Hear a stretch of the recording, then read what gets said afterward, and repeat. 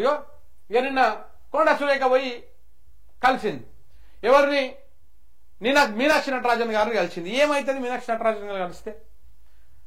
ఆమె కూతురు చేసినటువంటి ఆరోపణలు, ఈ వ్యవహారం మొత్తం, సుమంతు, ఇదంతా కూడా నిజంగా మరి పోలీసులు, వ్యవస్థ, చట్టం అందరికి ఒక తిరుగు ఉంటుందా, లేకపోతే కొంతమందికి ఒక తిరుగు ఉంటుందా? నేను ఇక్కడ కొండా సురేఖ గారికి ఏం పూర్తి స్థాయిలో సపోర్ట్ చేయడం లేదు, ప్రభుత్వానికి ఏం సపోర్ట్ చేయడం లేదు, ఎవరికి సపోర్ట్ చేయడం లేదు. కానీ ఒకవేళ అక్రమాలు జరిగిన, ఎక్స్టార్షన్ జరిగింది, ఏది ఎఫ్ఐఆర్? కేసు నమోదు లేకుండా, ఎఫ్ఐఆర్ లేకుండానే పోలీసు వాళ్ళు కొండా సురేఖ కూతురు ఇంటికి పోయిర్రా? ఎఫ్ఐఆర్ లేకుండా అరెస్ట్ చేస్తారా? ఎఫ్ఐఆర్ ఉంటే ఏదా ఎఫ్ఐఆర్? ఎఫ్ఐఆర్ నెంబర్ ఏది ఉంటది కదా? కంప్లైంట్ ఇచ్చింది ఎవరు? ఎవరు కేసు నమోదు చేసిర్రు? దేనికోసం పోయిర్రు?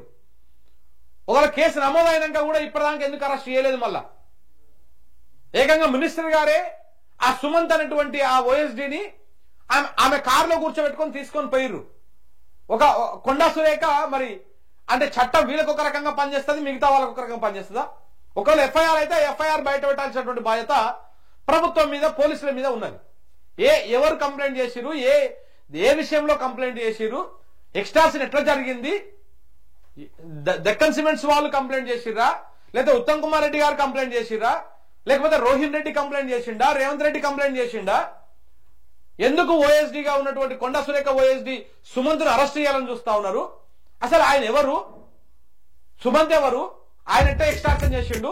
సుమంత్కి, కొండా సురేఖకి, కొండా మురళికి ఉన్నటువంటి సంబంధం ఏంది, ఈ వ్యవహారం ఏంది, ఇవన్నీ కూడా బయట పెట్టాల్సినటువంటి బాధ్యత ప్రభుత్వం మీద ఉన్నది. ఒకవేళ వాళ్ళు చేసినటువంటి ఆరోపణలు తప్పైతే తప్పని చూపించండి, నిరూపించండి. ఇవేవి కూడా మాట్లాడకుండా, ఇవేవి కూడా చూపించకుండా, ఇవన్నీ తెలంగాణ సమాజం అర్థం చేసుకోవాలి. ఈ కంప్లైంట్ ఎఫ్ఐఆర్ నెంబర్ ఏది? Where is FIR number? ఈ మొత్తం విషయంలో ఎఫ్ఐఆర్ ఏది? ఏడ ఉన్నది ఎఫ్ఐఆర్? డీజీపీ గారు సమాధానం చెప్పాలి. శివధర్ రెడ్డి గారు కొత్తగా మీరు డీజీపీ అయ్యారు కదా, గౌరవనీయులు, పూజ్యులు, మీరు అద్భుతంగా చూస్తా ఉన్నారు కదా, మరి ఎక్కడ ఉంది ఎఫ్ఐఆర్? ఏడ ఉంది? సుమంత్ను అరెస్ట్ చేయడానికి కారణమైనటువంటి ఎఫ్ఐఆర్ ఏడ ఉంది?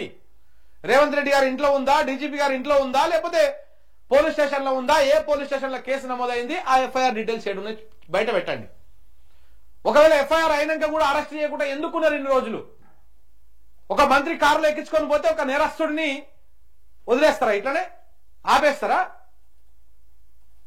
ఆ ఎఫ్ఐఆర్ బయటకు వస్తే, ఆయన అరెస్ట్ అయితే దాని వెనకాల ఉన్నది ఎవరు? రోహిన్ రెడ్డి ఎవరు? రోహిన్ రెడ్డికి ఏం సంబంధము? రోహిన్ రెడ్డిని పంపించింది ఎవరు? వాళ్ళ కాల్ డాటా, వాళ్ళ రికార్డ్స్ అని తీసి బయట పెట్టండి. దొంగలు మొత్తం దొరుకుతారు. ఇదంతా జూబ్లీ ప్యాలెస్ దాకా పోతుంది తీగలాకుంటా పోతే. ఒకసారి ఫోన్ తీయండి, ఎవరెవరికి ఫోన్లు చేసిరో ఉంటాయి కదా మీ దగ్గర. ఫోన్ ట్యాపింగ్ మొత్తం ఇప్పుడు ప్రపంచంలో లేని ఫోన్ ట్యాపింగ్ అంతా విచారణ చేస్తున్నది మన పోలీసులైనా. తీయండి, బయటికి తీసి చూపించండి. తెలంగాణ సమాజంలో దొంగలు ఇట్లా ఉన్నారు మా దాంట్లో కూడా అని చూపించండి. ఇవి చెయ్యరు, వీటి గురించి మాట్లాడరు ఎక్కడ కూడా. చాలా చాలా విచిత్రమైనటువంటి ధోరణి ఉంటుందండి. పాపం ఇప్పుడు మీనాక్షి నటరాజన్ కలిసింది. ఆమె ఏం చేస్తుంది? ఆ మీనాక్షి నటరాజన్ పాపం నోట్ల నాలుకలేని ఆమె లెక్క ఉంటుంది. ఆమె ఏం మాట్లాడుతుందో అర్థం కాదు, ఎవరి కోసం మాట్లాడుతుందో అర్థం కాదు, ఏడుదో అర్థం కాదు. ఇవన్నీ కూడా ఏదో ఆ రోజుకి ఏదో మీడియాకి వార్తలు, మామ క్లోజ్. ఇగో కాంగ్రెస్ నిర్ణయాన్నే పాటిస్తాను, పార్టీ పెద్దల నిర్ణయానికి లోబడి ఉంటాం, తన ఇబ్బందులు కాంగ్రెస్ పెద్దలకు వివరించా, సమస్య సెటిల్ అవుతుందని నమ్మకం ఉన్నది మంత్రి కొండా సురేఖ. నిన్న కేబినెట్ కూడా పోలే ఆమె. కేబినెట్ కు పోకుండా ఆ సమయంలోనే, కేబినెట్ నడుస్తున్న సమయంలోనే మీనాక్షి నటరాజన్ పిలిచింది. ఒకవేళ ఈమె పోతే ఎక్కడ ఇష్యూ అవుతుంది అని చెప్పేసి చాలా పక్కడ్బందీ ప్లాన్ ప్రకారము నిన్న ఈవినింగ్ టైంలోనే కేబినెట్ జరుగుతుంది. ఈ కేబినెట్ జరుగుతున్నటువంటి టైంలోనే ఈ మీనాక్షి నటరాజన్ కొండా సురేఖని పిలుస్తుంది. ఎందుకంటే కొండా సురేఖ కేబినెట్ మీటింగ్ లో పార్టిసిపేట్ చేసిందనుకో, ఆమె తప్పకుండా ఆమె కోపంతో ఉన్నది కాబట్టి తప్పకుండా ఆమె జరిగినటువంటి అన్యాయము, ఆ విషయం ఏదైతుందో అదంతా కూడా బయటకు తీసుకొస్తుంది. అప్పుడు ఏమైతే అది ఇంకా పెద్దగా అవుతుంది, రచ్చలైపోతుంది, కేబినెట్ లో రచ్చరచ్చ అవుతుంది. సో కాబట్టి ఆమెను కేబినెట్ కి పోకుండా మీనాక్షి నటరాజన్ ఎగ్జాక్ట్ గా అదే టైంలో పిలిచింది. ఈమె అటు పోయి బయటకు వచ్చి ఇట్లా మాట్లాడింది. ఏం జరిగింది? నాకు అన్యాయం జరిగింది, నాకు జరిగినటువంటి అన్యాయాన్ని వీళ్ళు అది చేస్తారని అనుకుంటున్నా అని చెప్పేసి ఆమె చెప్పింది. ఒకసారి ఆమె బయట కూడా వినిపిస్తా మీకు. మా సంస్థ మా పేపర్ కాదు అన్న తెలంగాణ పత్రిక తెలంగాణ సంస్థ అనండి. మీ విశ్లేషణ బాగుంటుంది. థ్యాంక్ యూ మిత్రమా. మాణిక్యం గారు ఒక కామెంట్ పెట్టారు. ఈ తెలంగాణ ప్రజల కోసం తీసుకొచ్చింది, తెలంగాణ ప్రజల కోసం తీసుకొచ్చిందే మీ అందరికి కూడా తెలుసు. నా సంస్థని కేసులు పెట్టి సిస్టమ్స్ అన్ని తీసుకపోతే ఈ సంస్థ నిలబెట్టింది, ఈ పత్రికను మళ్ళీ నిలబెట్టింది మీరే.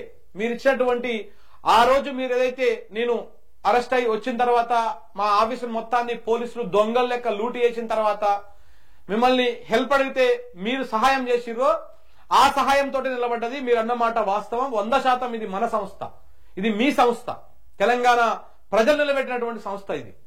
ఆ రోజు అర్థమై ఉంటుంది చాలా మందికి. శంకర్ వెనకాల వీళ్ళు ఉన్నారు, శంకర్ వెనకాల వాళ్ళు ఉన్నారు అని చెప్పేసి మాట్లాడినటువంటి వాళ్ళందరూ, నా మీద విమర్శలు చేసినటువంటి వాళ్ళందరికీ కూడా తెలిసి ఉంటుంది. ఆ రోజు ప్రజలు నిలబడితే ఇవాళ సంస్థ నిలబడ్డది. ప్రజలను మా వెనకాల నిలబడి మాకు కొంత ప్రోత్సాహం అందిస్తే ఇవాళ నిలబడ్డది. ఇవాళ తెలంగాణ పత్రిక అయినా న్యూస్ లైన్ అయినా ఇవాళ ఈ వాయిస్ అయినా మీరు నిలబెట్టిందే, తర్వాత మీరు నడిపిస్తున్నది. దాంట్లో ఎలాంటి అనుమానం కూడా లేదు అన్న. ఏపీ గురించి వీడియో చేయరాదు, నకిలీ మద్యం గురించి తప్పకుండా చేస్తా. కొంత టైం షెడ్యూల్ చేసుకుంటున్నా మిత్రమా. సో ఇవన్నీ కూడా కొంత డిస్టర్బెన్స్ అవుతా ఉన్నాయి, తప్పకుండా చేస్తా. ఇగో ఇక్కడ చూడండి, కొండా సురేఖ మాట్లాడింది. మా AICC general secretary Meenakshi madam గారి దగ్గరికి రావడం జరిగింది. మా పిసిసి ప్రెసిడెంట్ గారు కూడా ఇక్కడికి రావడం జరిగింది. వారి దగ్గరికి వచ్చి నేను నా యొక్క ఆలోచనలు మరి నాకున్నటువంటి ఇబ్బందులు వారితో షేర్ చేసుకోవడం జరిగింది. వారందరూ కూడా కూర్చొని మాట్లాడి దీనికి ఒక సొల్యూషన్ తీసుకొస్తామని చెప్పారు.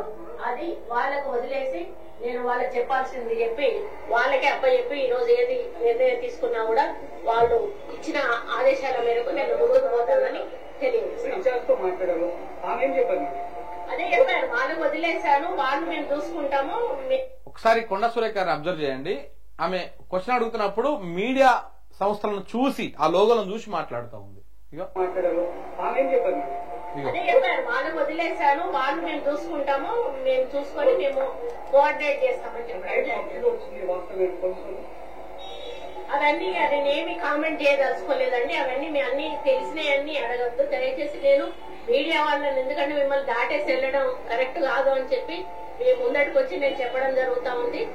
కేవలం నేను కలవడానికి వచ్చాను, చెప్పాల్సిన చెప్పాలనుకున్నాను, చెప్పాను. వారం వాళ్ళకు వదిలేసి నేను వెళ్తా ఉన్నాను. అంటే మీడియా వాళ్ళు ఉన్నారు కాబట్టి వాళ్ళని కాదని వెళ్ళిపోతే కరెక్ట్ కాదని చెప్పేసి ఆ మీడియా వాళ్ళతో మాట్లాడింది.